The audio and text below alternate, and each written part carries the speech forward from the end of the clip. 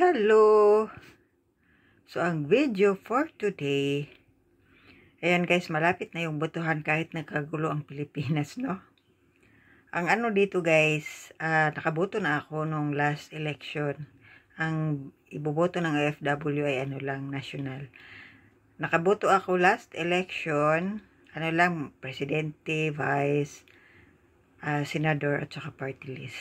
So, ganun lang siya kadali.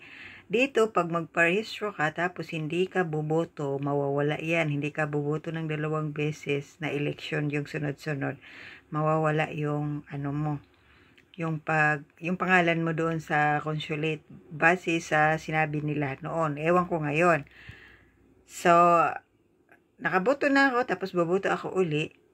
This coming May 12, ayan, botohan na naman, at saka online daw dito.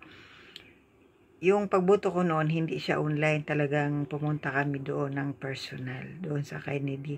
So, ito naman online daw. Tapos yung hindi daw marunong, ay subukan ko kung marunong ako sa online kasi may link naman. Madali lang naman siguro yan. Kasi magbibigay sila ng link. Mauuna kaming bumoto eh. Magbibigay sila ng link. Tapos pag hindi daw, yung hindi ko alam kung yung sinasabi nila di marunong ay ano lang. Or kung gusto nila talaga na ano, yung sa personal, mayroon daw. So, yun lang siya guys. Bubuto tayo ng ayon sa ating gusto. Ayun. So, yun lang siya guys. Ang ibuboto ko talaga sana guys, si Dr. Williong. Siya talaga yung sinusuportahan ko. Kaso nag-withdraw siya. So, nasa line-up siya ni Duterte. Yun nga, nag-withdraw na siya gawa ng may cancer kasi. So, yun lang guys. Wala na akong masabi. Kaya ayoko nang makigulo ng ano. Hindi kasi ako mahilig makigulo ng politika. Kahit, alam mo yun, mayroon akong mga kakilala ng mga OFW. Ang ingay-ingay sa social media about sa politics. Pero hindi sila nakarehistro, hindi sila buboto. So, sana naman magparehistro kayo at bumoto kayo kung sino talaga yung gusto ninyo. Para yung pag-iingay ba, 'di ba? Yung pag-iingay ba, makipag-anuhan ka diyan sa social media tapos hindi ka pala botante.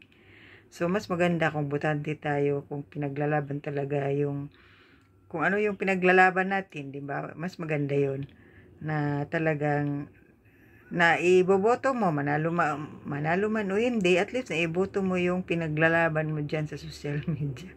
Ako kasi hindi ako mahilig makipag-away sa social media ng dahil lang sa politika. Kung inaano lang talaga ako yung channel ko, yung pangalan ko, baba na talaga ako. Pero sa politika hindi. Kasi pagod na ako dyan. Kasi nga yung tatay ko kasi, mahilig sa ganyan. Kasi yung tatay ko matagal sa barangay namin. Maingay siya. So alam mo yun, nabibingi na ako sa kwento niya.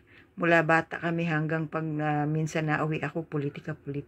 So ako, hindi na ako nakikisali sa politika. Na alam mo yun, makipagdaldalan sa kapitbahay. Nang dahil sa politika, hindi ka nakakain. Dahil lang sa politika, makipagkwentuhan sa politika. Ay hindi ako yan. Nasa loob lang ako ng bahay. Kakain-kain. Kahit walang makain, kumain ka ng hangin. So gano'n kasi nung umuwi ako guys, parang malapit na yata yung eleksyon nun. O hindi ko alam. Parang ganun nga. So, masyado silang maingay doon sa barangay. Itong barangay minsan ang ingay-ingay sa politika din, no?